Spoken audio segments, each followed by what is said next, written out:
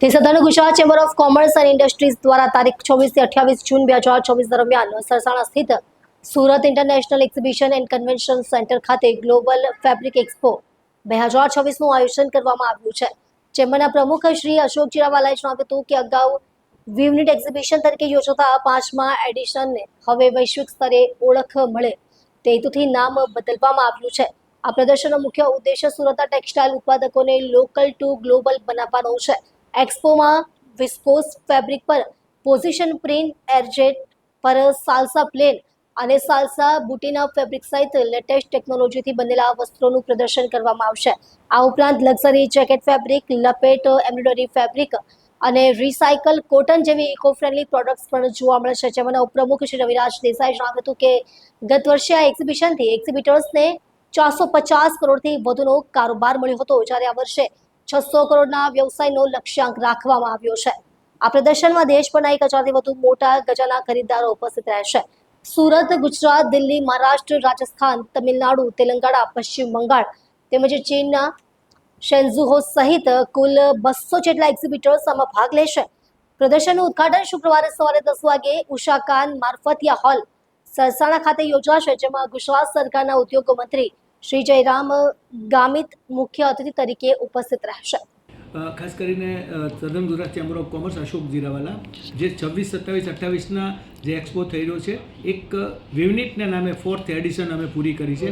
એક નવા નામ સાથે, નવા રૂપ અને નવા આયામ સાથે અમે આવી રહ્યા છીએ। ગ્લોબલ ફેબ્રિક એક્સપો, આ ગ્લોબલ ફેબ્રિક એક્સપો એટલે ગ્લોબલી લઈ જવા માટેની તમામ નવા ઇનોવેશનો, નવા ક્રિએશનો, નવી ડિઝાઇન, નવી ટેકનોલોજી સાથે આ એક્સપો થઈ રહ્યો છે, જેની અંદર કમસે કમ 100થી વધારે એક્ઝિબિટર છે અને વધારે મોટી સંખ્યામાં બહાર જોડાયા છે। આ વખતે સમગ્ર ભારતની અંદર દરેક રાજ્યના લોકોમાં જે ક્લસ્ટર છે ગાર્મેન્ટના, ત્યાંથી તમામ બાયરો આવી રહ્યા છે। આ એક મોટી અમારી આ વખતની ઉપલબ્ધિ છે કે બધા જ વિસ્તારોની અંદર અમારા રોડ શો થયા છે અને ત્યાંના વેપારીઓ જે મોટા મોટા એમને પણ આ વખતે બોલાવ્યા છે અને ખાસ કરીને એકોમોડેશનની પણ અમે વ્યવસ્થા કરી છે, જેથી કરીને અમારે ત્યાં આવેલો બાયર કોઈ પણ જાતની મુશ્કેલી ન પડે અને એક સારા મેસેજ લઈને અહીંથી જાય અને વેપાર કરીને જાય, એ અમારો મેન ઉદ્દેશ્ય છે।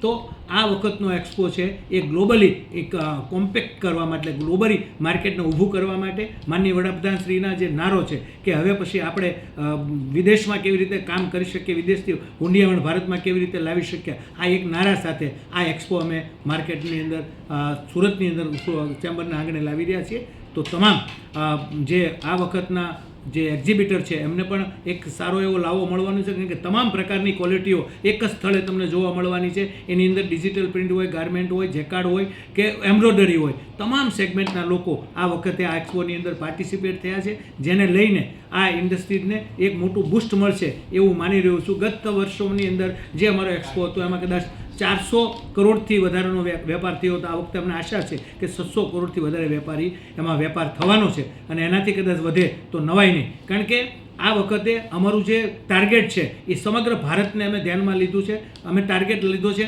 બહારથી, ચીનથી પણ આની અંદર અમારા કહેવાય સ્ટોલ ધારકો ઉપસ્થિત રહ્યા છે, એટલે વિદેશથી પણ લોકો આ એક્સપોની અંદર જોડાણા છે। આ એક અમારી મોટી નવીનતા છે। સાથે સાથે તમે નિહાળશો તો જ તમને ખ્યાલ આવશે। તો 24, 27, 28 મેની અંદર, જૂનની અંદર આપ સૌ પધારો એવી